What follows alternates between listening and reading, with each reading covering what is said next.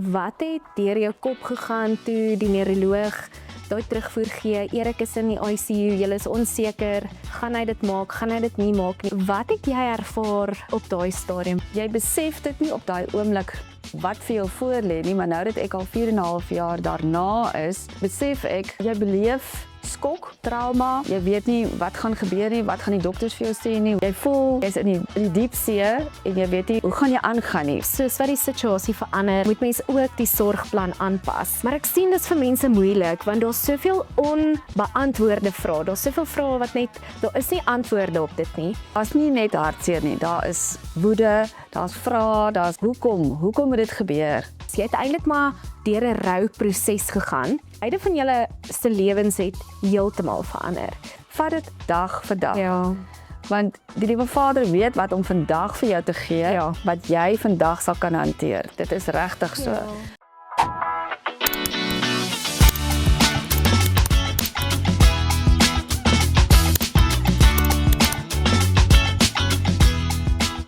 Welkom by Fill in the Blanks podcast. Vandag se episode gaan ons in Afrikaans doen. Ek is baie opgewonde oor ons gas, Nina Meyer, vir haar om haar storie met ons te deel. Ek is Ilani, maatskaplike werker met 'n home care besigheid wat so passievol is om mense te bemagtig om te cope in die tuisomgewing na 'n mediese krisis. Nina, baie welkom by Fill in the Blanks. Ons is so opgewonde om jou storie te hoor en dat daar iemand is wat dalk 2 uur in die nag in hulle bed lê en hulle weet nie wat ek kan doen nie. Ek dink jou storie is een van daai stories wat mense regtig kan aanraak en bietjie hoop aan die ander kant van die tonnel kan hê. So dis lekker om jou hier te hê. Baie dankie, ek waardeer dit. Kyk Nina, vertel ons van die begin van jou storie af. Hoe het dit gekom dat jou lewe in 'n oogwink verander het? Jette Ilani, ja, dit was nogal 'n ding gewees in my lewe. Erik het die aand, hy was die dag vir 'n chirurgiese prosedure om 'n gewasie uit sy gesig uit te sny. In die aand is hy by die huis en alles is goed. Nadat hy ontslaan is uit die hospitaal uit en toe kry hy die aand die beroerte by die huis wat al klaar 'n trauma is. Niemand van ons, ek of die kinders of enige iemand het gedink eers aan so iets nie. Ons het nou maar gedink dis post-trauma van die dag se prosedure ensovoorts. En ja, toe kry hy die beroerte in die aand en by die huis, dis dit ambulans, dis hy hospitaal toe, Wilgers Hospitaal toe, waar ons baie goeie behandeling gekry het. En ja, toe was dit was maar traumaties vir my en toe die neuroloog nou sê dit is definitief 'n massiewe beroerte. Toe moes ek nou eers bietjie my huiswerk ook gaan doen regtig oor wat is 'n beroerte, want wie van ons weet, as jy nie in daai veld is, wie weet regtig wat dit is nie. So toe het ek 'n bietjie my navorsing gaan doen en ja, toe was Erik daar totdat hy nou gestabiliseer is. Toe is hy oorgeplaas Meelmet Hospitaal toe waar ek jou ontmoet het. En ja, toe was hy daar vir sy rehab en toe daarna is hy ontslaan, toe is hy na 'n vrouelkeer toe waar dit nie so goed gegaan het want ek wou amper sê op daai stadium was hy nog so bietjies te gesond vir daai vrouelkeer. En toe kom hy huis toe met jou dames vir 'n jaar en 2 maande wat hy by ons in die huis is. Ons huis moes 'n bietjie aangepas word. En ja, jou dames het baie mooi na hom gekyk. Ek moet dit vir julle sê, dis regtig next level dames. En ja, toe ek weet ek was in die Kalahari gewees toe jy my bel en sê Nina, dit was die Vrydag voor Kersfees. Ja. Toe het jy vir my gesê daar moes ietsie gebeur het, maar Erik, een dame kan hom nie meer hanteer as 'n tuisversorger hè. En ja, toe het ons hom by 'n vrouelkeer ingeboek en hy is al 2,5 jaar daarso. En hy het maar so geleidelik agteruit gegaan. Hulle het vir hom 'n peg tube in die maag gesit vir voeding. Want die voeding wat hy gekry het deur sy normale eetes bedags was te min en hy het vreeslik gewig verloor want hy kon nie sluk nie. Ja. En toe die neuroloog en die internis gesê hy moet definitief maar 'n peg tube kry of 'n buisvoeding om sy dieet aan te vul. En ja, en hy was toe op daai stadium, dis net 2,5 jaar terug, presies 2,5 jaar. Toe was hy nog 'n bietjie meer mobiel en hulle kon hom uit die bed uittel en hulle kon hom in die rolstoel tel en hom bietjie rondskuif, maar hy het maar net geleidelik agteruit gegaan en hy is nou totaal bedlêend. En dit is traumaties om jou geliefde so te sien. Dit is nie lekker nie, want ek was gewoond, hy was 'n dinamiese iemand. Ja. Hy het sy ding gedoen, hy het sy besigheid bestuur en nou is hy net iemand wat daar lê. En ja, dit is rof as jy mens vat, niemand is voorbereid op so iets nie. En wat met jou as vrou gebeur? Ja. Behalwe dat jou maat is nie meer daar nie, dit is baie traumaties. Ja. Nina, ek wil jou terugvat die dag wat jy toe gehoor het Erik het 'n beroerte gehad. Wat het deur jou kop gegaan toe die neuroloog daai terugvoer gee? Erik is in die ICU, jy is onseker. Gaan hy dit maak? Gaan hy dit nie maak nie? Hulle praat van 'n beroerte, jy weet nie waarvan die dokter heeltemal praat nie. Wat het jy ervaar op daai stadium? Wat het deur jou kop gegaan? Sjoe, Ilane, ja, dit is as ek terugdink daaraan, dan op daai stadium het ek nie geweet nie. Ek weet nie wat gaan met my gebeur nie. En ek wil dit vir die mense sê, jy besef dit nie op daai oomblik wat vir jou voorlê nie, maar nou dat ek al 4,5 jaar daarna is, besef ek, jy beleef skok, baie beslis skok, trauma, jy weet nie wat gaan gebeur nie, wat gaan die dokters vir jou sê nie, hoe lank gaan Erik nog, of my man nog lewe nie. En soos ek sê, ek moes eers 'n bietjie navorsing ook gaan doen het om te sien wat is regtig 'n beroerte. En ja, dit is trauma wat jy beleef, skok, want wat gaan van jou word? Wat gaan van die besigheid word? Wat gaan van alles word? Jy voel, jy's in die diep see en jy weet nie hoe gaan jy aangaan nie? Wat gaan gebeur? Hoe lank gaan hy nog lewe? Dis nie vir ons om te besluit wie gaan langer lewe, ek of hy nie.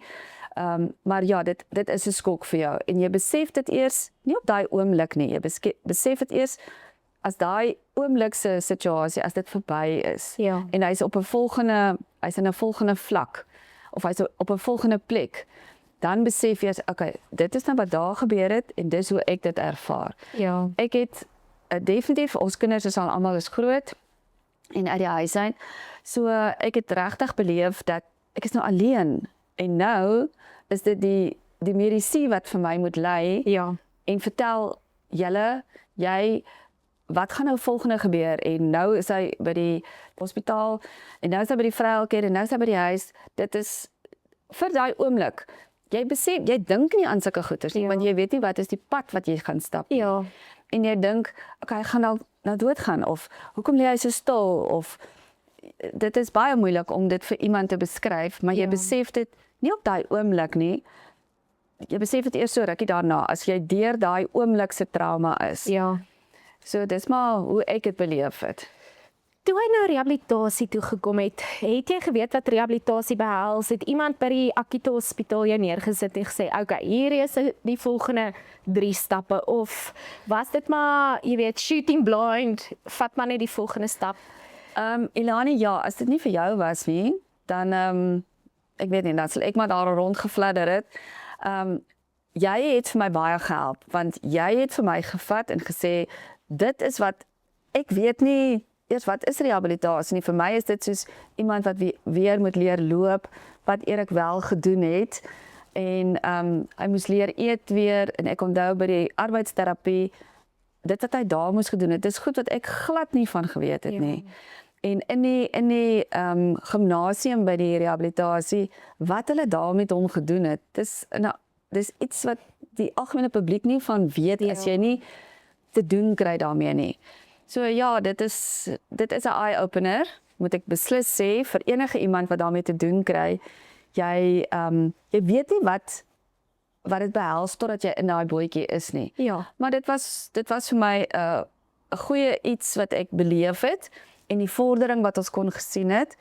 En ja, dis 'n intense prosedure. Ja, 'n tydjie wat hy daar was. En toe jy vir my gesê, maar dis nou klaar, hy kan nou nie verder hier bly nie. Toe dink ek, nee, hy moet nog asseblief hier bly, want ek weet nie hoe om die situasie te hanteer. Ja.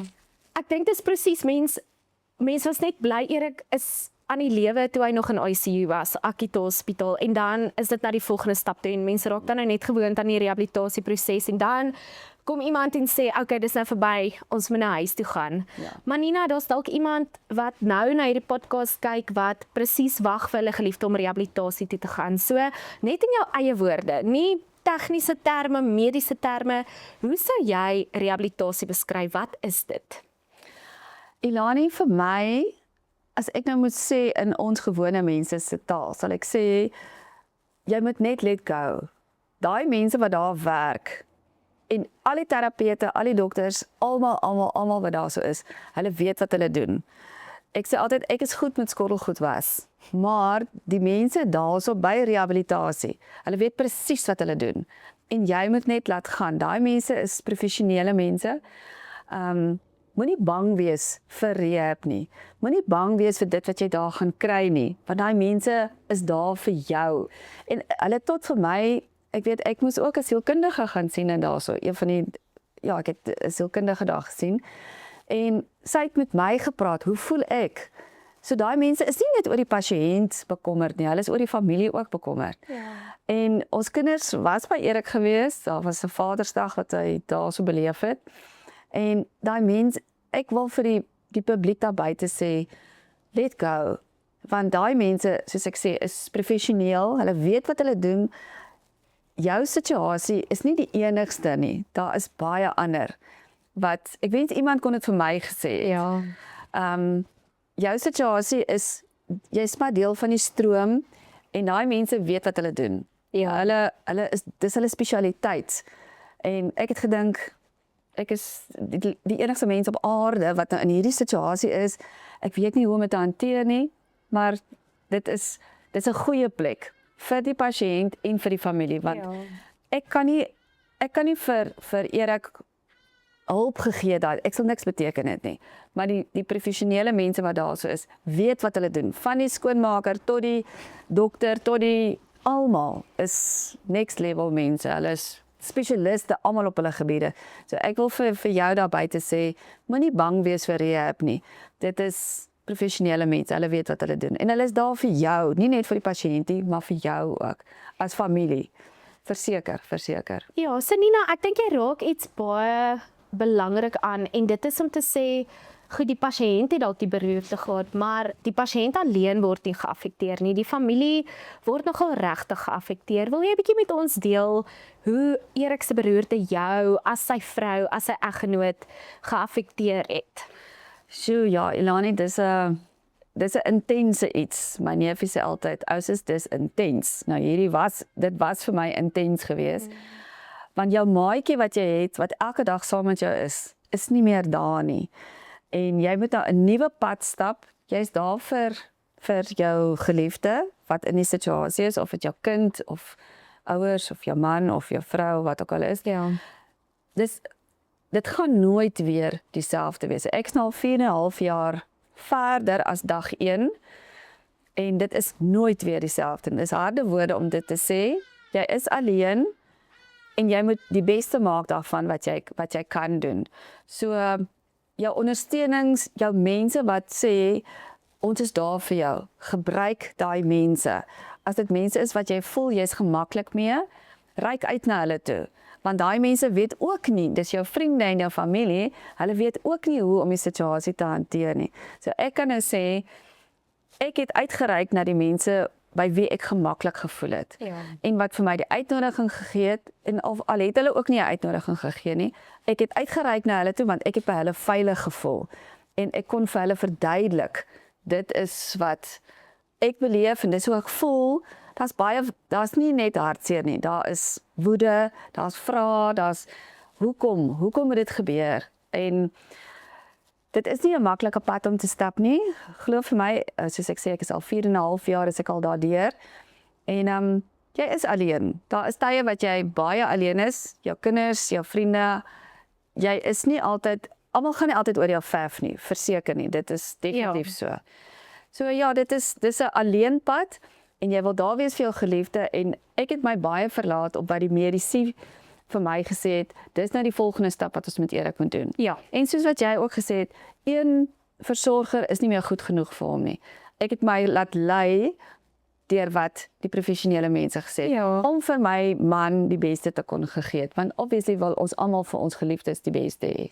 Ja, en ek dink jy raak ook weer eens iets belangrik aan en dit is dat 'n sorgplan 'n lewendige organisme is. So mens kan aanvanklik 'n plan maak, mens kan aanvanklik sê goed, miskien is home care die beste opsie en dan kom 'n mens daar en dit werk vir 'n ruk, maar daar kom dalk 'n punt waar dit nie meer genoegsaam of voldoende is nie en dan moet mens die sorgplan aanpas. Verseker, Jy weet. baie beslis. Ja. En ek onthou nog, ek sal nooit daai oggend vergeet wat, dit was 'n donderdagoggend wat sy my gebel het en gesê het Erik se toestand het verswak en een dame is nie meer genoeg om hom by die huis te hanteer nie. Toe weet ek het net geweet, dit is nou tyd dat Erik na 'n vrouelcare toe moet gaan, waar hy ook onder mediese toesig is en mense is wat na hom omsien en hulle is heeltyd daar. Ek hoef nie bekommerd te wees oor hom nie. En Ja. dit was net, ek het net geweet, jy sal weet wanneer jy iets daadwerkliks moet doen. Die kinders was op daai stadium Erik se seuns was, ek het net vir hulle gesê, julle moet my nou vertrou. Ons het nou 'n keuse wat ons moet maak en hulle was nie in Pretoria gewees vir dat ons kan saam na plekke gaan kyk nie. Ek het net vir hulle gesê, vertrou my, ek sal die beste vir pa kry. Ja. En dan moet jy dit doen, want jy sal weet. Jy sal weet wanneer is dit reg om die volgende stap te doen. Ja, Nina, baie keer vra mense vir my, wat is die regte stap? Hulle sit in 'n situasie waar hulle geliefde hulp nodig het, maar hulle is onseker, is vrouelcare die regte pad? Is home care die regte pad? Moet hulle geliefde by hulle laat bly? Moet hulle geliefde in hulle eie plek met 'n caregiver? Moet hulle vrouelcare oorweeg? En ek sê baie keer vir mense, daar is nie reg of verkeerd nie. Daar is net 'n mens moet die beste keuse maak met die inligting nou beskikbaar. Ja. En soos wat inligting verander of soos wat die situasie verander, moet mens ook die sorgplan aanpas. Maar ek sien dis vir mense moeilik want daar's soveel onbeantwoorde vrae. Daar's soveel vrae wat net daar is nie antwoorde op dit nie. En ek dink jy bemoedig baie mense nou om te sê, goed, vertrou jouself. 'n Mens sal weet wat die regte ding is. En ek sê ook altyd vir mense, as 'n mens 'n sorgplan keuse maak, nothing is set in stone. You can always go back to the drawing board. Ja. So as vrouelcare nie werk nie, kan 'n mens teruggaan en sê, goed, dit het nie gewerk nie, kom ons kyk na ander opsies. Of home care, of om iemand nog in jou huis te laat bly met 'n caregiver, want dis ook nie vir almal nie. Nina, om 'n voltydse versorger in jou huis te hê, privaatheid wat geskend is, iemand 'n ander asem in die huis, iemand wat moet stort en saam moet eet. Dit is nogal 'n aanpassing vir mense ook, nê? Wil jy ons bietjie daarvan vertel? Baie beslis. Ek wil net klem lê oor daai wat jy sê, as daar sekere goeders is wat jy onseker is, dit sal altyd daar wees. Maar daai dag, ek sal dit nooit vergeet nie, wat jy vir my sê, Nina, dis nou so. Ek het net geweet, daar gaan goeders in jou lewe gebeur en in jou situasie, wat jy weet op hierdie oomblik is dit die beste. Glo vir my, ek het nie gedink ek sal sulke oomblikke beleef nie, maar daai dag het ek geweet, dis nou die tyd, Erik was nou 'n rukkie by die huis, Ja. met sy caregiver, en dit is nou tyd dat hy moet gaan na 'n vrouelcare toe. En ten opsigte van die persoon in jou huis, dit is 'n baie groot opoffering. En ek moet vir julle sê, jou dames was almal wonderlike vrouens gewees. Erik was die moeilike een gewees. Hy was regtig 'n moeilike iemand om op te pas. Want obviously hy kan nie loop nie, alhoewel ons het vir hom fisio en arbeidsterapie by die huis laat kry. In die begin het ek hom altyd gevat na die sentrum toe, maar toe dit nou later so verander dat hy kon nie, dit was moeilik om hom, ek en die caregiver kon hom nie meer uit sy rolstoel uit in die kar kry nie, want hy was 'n groot man. En toe sê die terapeute, maar hulle sal na my huis toe kom, en toe het hulle dit gedoen.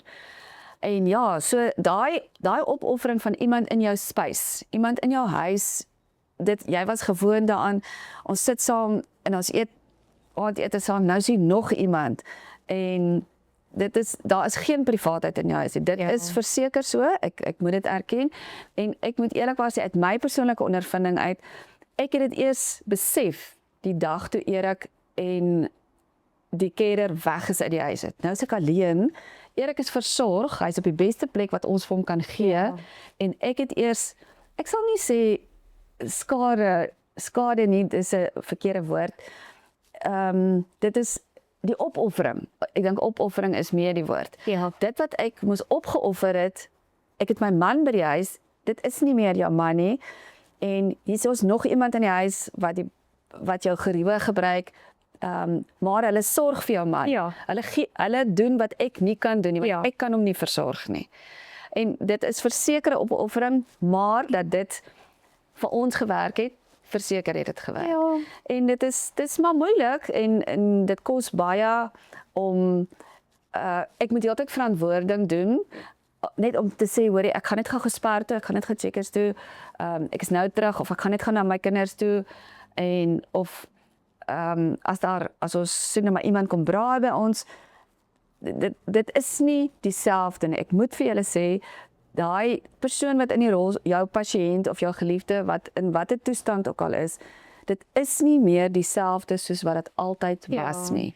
Definitief nie. Maar dit is ook vir die oomblik hanteer jy die situasie. En dan soos ek sê, ja, na die tyd het ek eers besef wat dit regtig was. Ja. Maar ja, ons het gedoen die beste wat ons kon vir die oomblik. Ja. En mense dink ek wil dit nou nog bygevoeg het. Mense dink altyd aan wat gaan van my word? Jy dink ver vooruit, maar jy moenie dit doen nie. Vat dit dag vir dag. Ja. Want die liewe Vader weet wat om vandag vir jou te gee, Ja. wat jy vandag sal kan hanteer. Dit is regtig so. Ja.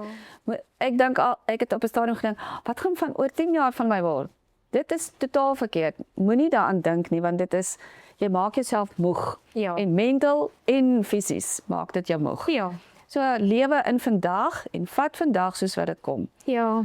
Dis maar my opinie oor dit. Ja, Nina, iets wat jy baie duidelik oordra wat ek amper sien as die golden thread deur die gesprek wat ons voer is wat ek hoor is dat daar tog maar 'n groot verlies was. Jy het eintlik maar deur 'n rouproses gegaan. Ja. Vandat Erik die beroerte gehad het, want beide van julle se lewens het heeltemal verander. En ek hoor hoe daar 'n rouproses is van nou moet 'n mens vrede maak met 'n situasie wat nooit weer dieselfde gaan wees nie. Die verlies aan 'n mens se maatjie, hy's nog steeds daar, maar dit is nie dieselfde nie. Mense sosiale interaksie met vriende by 'n braai of so, dit lyk anders. Jy moet nou alleen vir jou kinders gaan besoek waar miskien voorheen sou hy saam gegaan het. So wat ek hoor is dat daar 'n groot verandering was en wat ek ook hoor is dat jy vir mense probeer sê 'n mens moenie wens dat dit kan teruggaan nie want jy kan nie. Mense kan nooit weer teruggaan tot hoe dit voor die beroerte was nie. Nee. Maar die proses van rehabilitasie na rehabilitasie gaan oor om te leer hoe om met die na die beroerte se lewe te begin herbou. Ja. As ek reg is ek dit sê, Baie dis 'n beslis. herbou van 'n nuwe lewe. Mens kan nie teruggaan nie, maar dit Nee. is 'n herbou Beslis, van 'n beslis. nuwe lewe. Ja, nee, definitief. Dis harde woorde om te sê, maar jy gaan nooit weer jou lewe terug hê soos wat dit was nie. En ek en Erik, ons was gewoond geweest ons het baie in Suid-Afrika rondgery en ons het baie, dit klink nou baie elaborate of ek weet nie wat is die regte woord nie, maar ons het baie rondgegaan. Ons was Kreerwiltuin toe, ons het baie gaan visvang en dit is nie meer daar nie. En dit is nogal vir jou as vrou wat agterbly. Dit gaan nooit weer dieselfde wees nie. Dis harde woorde. Ja. En soos jy sê, dit is 'n nuwe lewe wat ek nou begin. Ek voel nou maar soos 'n weduwee. Dis vreeslik om dit te sê ook. Ek voel soos 'n weduwee met 'n man wat nog lewe, maar hy's nie meer by my nie. En dit is seer. Maar ek moet ook vir jou sê, as ek nou vat, dis nou al 4,5 jaar later, dit raak beter.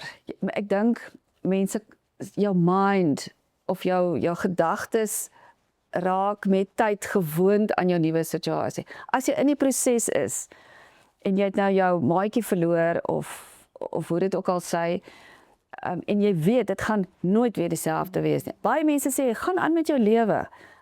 Dit is iets wat ek baie gehoor het in die begin. Onthou net gaan aan met jou lewe, Nina, moenie nou op 'n hoopie gaan sit nie. Dis baie makliker gesê as gedaan, want dit is nie hoe dit werk nie. Ja. Jy het nog jou man, jy is nog getroud en dit is nie dit is nie so maklik om net te sê gaan aan met jou lewe nie. Want jy voel ek het 'n verantwoording teenoor hom. Ek moet nog steeds sorg dat sy goedjies reg is en die huishouding gaan aan, sy besigheid, die seuns hanteer nou die besigheid, maar ek en hy het ook saam 'n besigheid gehad. Ek het dit nog steeds en daai is vir my moeilik want nou moet ek daai besigheid alleenig verder vat. Ja. En ek het nie meer sy ondersteuning nie.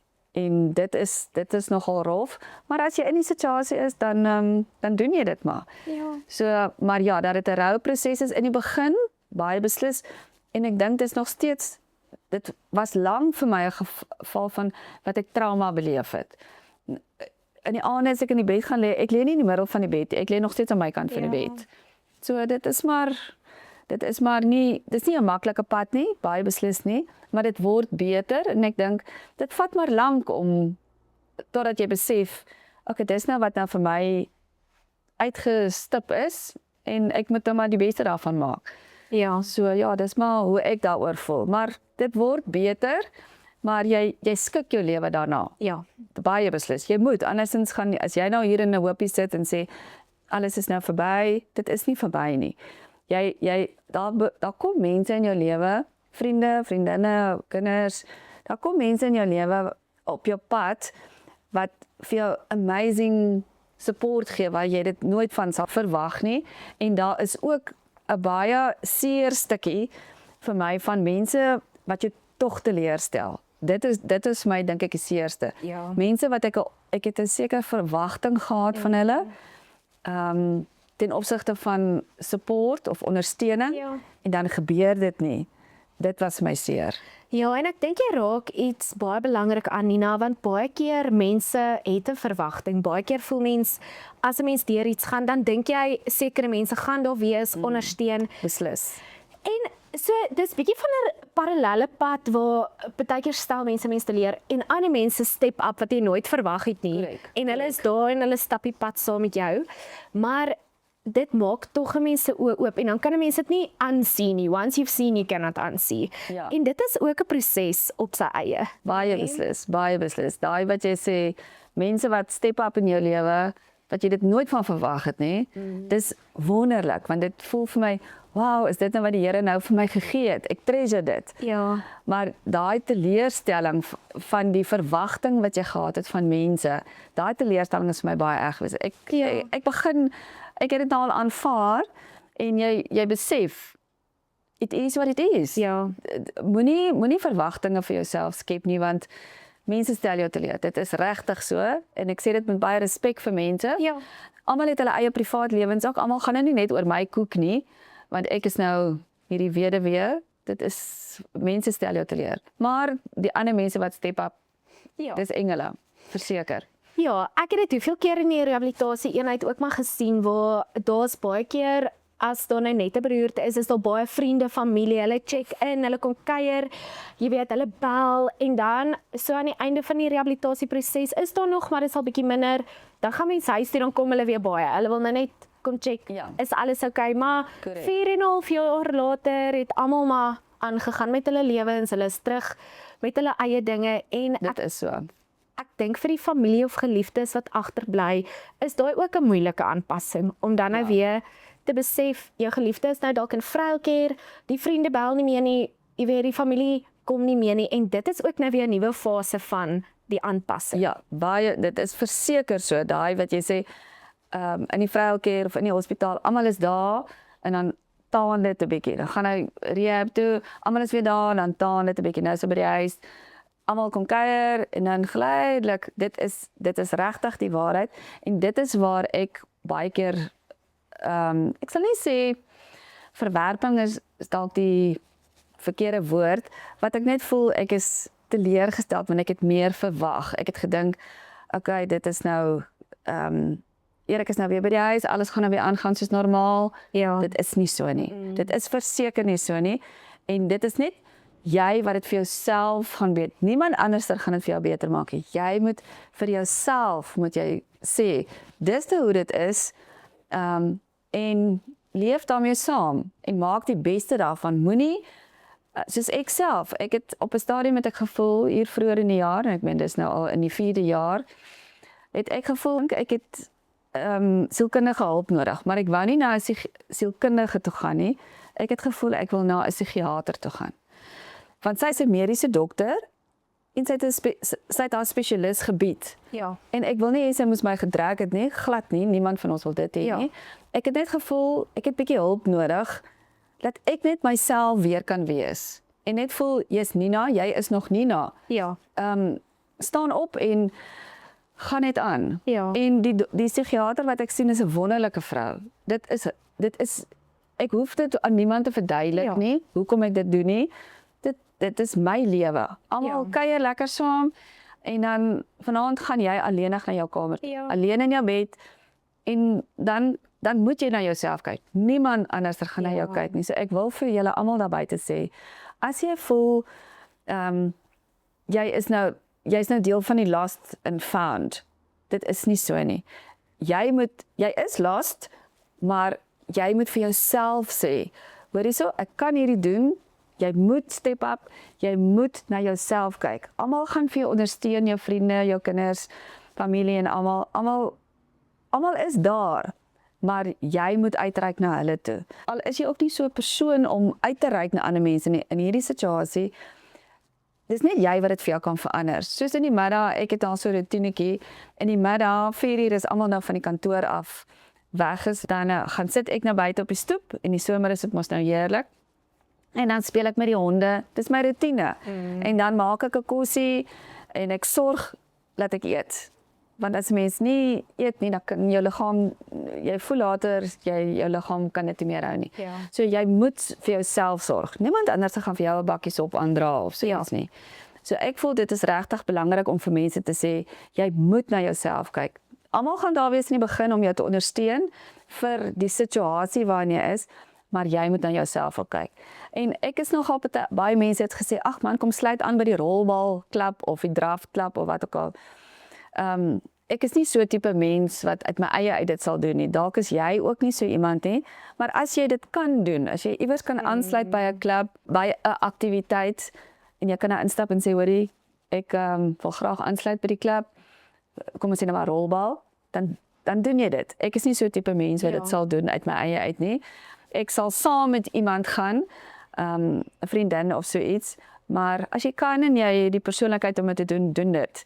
Want ek het nie 'n ander werk behalwe my en Erik se besigheid saam. Ons het 'n gastehuis in die Noord-Kaap en dit is maar my werk deur die dag. En nou as ek dit nou klaar is, ek hou van die kombuis, te bak en brou in die kombuis, maar ek bedoel jy kan ook net soveel beskuit bak en soveel koekies bak. Ja, so ag nee, ek hekel graag moenie net sit nie. Ek het my TV ook en my goedjies wat ek kyk en so aan. En soos wat 'n ander vriendin ook vir my gesê het, sorg dat jy elke dag, wanneer jy nou bietjie rustiger is in jou hele proses van jou situasie waarin jy is, sorg dat daar elke dag ietsie is waarna jy kan uitsien. Soos môre gaan ek byvoorbeeld my naels doen. Donderdag gaan ek weer saam met 'n vriendin die oggend iewers heen. En dan moet al is dit 'n klein dingetjie, al gaan drink jy net tee saam met iemand. Sorg altyd dat daar ietsie is waarna jy kan uitsien. Of soos die naweek speel, die Springbokke nou weer, dan kom die kinders vir my kuier en by my kom braai. Dink dan moet net nie niks wees nie. En jy moet dit vir jouself bepaal. En dit help vir my. Dit help baie beslis vir my. Nina, ek dink ons moet net uitlig, dit het ook 'n proses gevat om hier te kom. Ek bedoel, as 'n mens vat oor die laaste 4,5 jaar, ons stap al hierdie pad saam vir die laaste 4,5 jaar. Daar was maar 'n proses van eers rou en ek dink die rouproses is nooit verby nie. Dit is 'n sirkulêre proses. So mens rou aanvanklik die verandering en die verlies van hoe dinge was en ook hoe 'n mens gedink het die toekoms gaan lyk. En dan rou 'n mens weer wanneer jou kind trou en jy weet Erik moes daar gewees het in 'n spesifieke kapasiteit. En dan rou 'n mens weer wanneer daar nog 'n lewenservaring is. So ek dink die ding is die rouproses is sirkulêr, dis nooit verby nie, maar ek dink 'n mens leer beter hoe om daarmee te cope. En dan begin 'n mens herbou, maar ek dink 'n mens moet net uitlig dat dit nie iets is wat oornag gebeur nie en dat dit iets is wat stap vir stap gebeur en met intensie gebeur. Ja. En ek dink die eerste stap is, soos wat jy al 'n paar keer gesê het, 'n mens moet aanvaar. Kyk, 'n beroerte is 'n life-changing event. Ek onthou 10 jaar terug het 'n prominente neuroloog by 'n lesing eendag gesê, 'n stroke is no joke. 'n Beroerte is 'n life-changing event. Maak nie saak hoe groot of hoe klein nie, jou lewe is nooit weer dieselfde nie. Jou lewe as pasiënt, die lewe van die familie en vriende is net nooit weer dieselfde nie. En hoe vinniger 'n mens op 'n plek kom waar mens aanvaar dat dit 'n life-changing event is, hoe vinniger kan 'n mens herbou, maar dis easier said than done. Dit vat tyd om te kom waar jy nou is. Nina, en ek verstaan dis nie elke dag ewe maklik nie. Daar's daar wat maar nog steeds moeilik gaan en daar's daar waar dit bietjie makliker gaan. Is ek reg as ek dit sê? Dit bly maar 'n up and down. Ja, dis 'n op en 'n af. As jy praat nou met soos live events, my dogter het Desember getrou. En so baie mense, ook daai mense wat jy dit nooit van verwag het nie, het vir my die oggend van die troue gesê, Nina, is jy alright? Jy doen nou hierdie alleen. Is jy alright met dit? Dis ek eintlik is ek nie alright nie, maar ek sien die mooi vir die dag. Want jy is nie alright nie. As jy nou mooi daaroor dink, hier stap nou my dogters saam met haar pa, Erik is my tweede man. Hier stap my dogter nou met haar pa in die paadjie af en ek is alleen, ek het nie my maatjie by my nie. Dan voel dit vir my, ek wil graag my maatjie daarom daar gehad het. Maar die lewe gaan aan. Die lewe gaan aan. Ja. Dit gaan nie verander, dit gaan nie in 'n oogwink verander nie. Maar die proses raak verseker. Dit vat net tyd. En jy moet maar jou kop moet jy maar reg hou. Jy moet jou kop net hou vir vandag en dit raak beter. As jy dink jy is nie goed genoeg nie, jy is goed genoeg want jy's daar om jou storie te vertel. En ek wens ek het in my situasie sulke raad gehad.